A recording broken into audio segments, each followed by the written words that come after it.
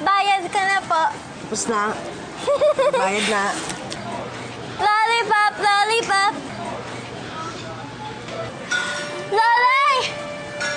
Siya po yung nakasagasa sa akin.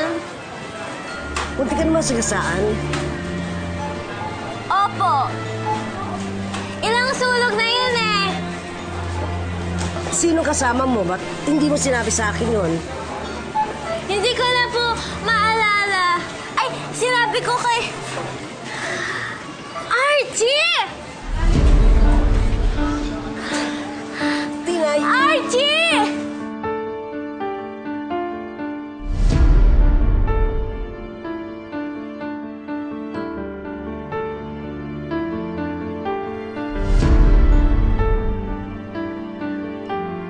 Archie! Tinay!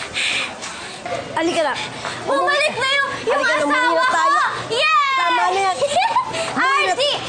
Super love! Lolay! Oh, Bakit so tayo umalis? halika na, umalis na tayo. Umuwi na tayo. Hindi po! Nandun po si Archie! Punta po tayo sa kanya. Kalimutan mo na yung nakita mo, hindi sa Archie yun.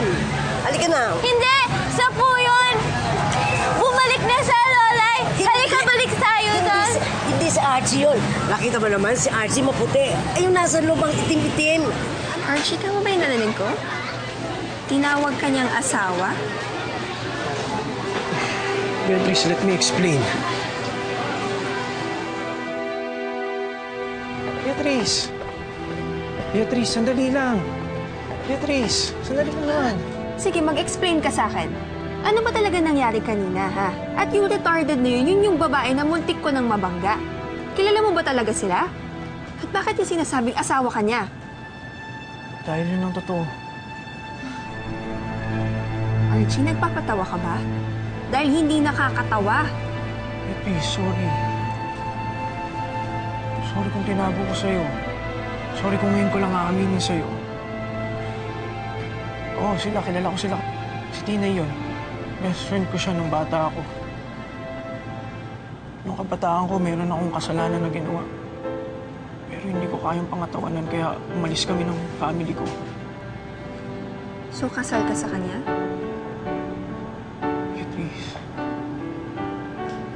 So, kasal ka sa kanya? Beatrice, pinakasalan ko lang naman siya kasi... Tigilan mo na ako.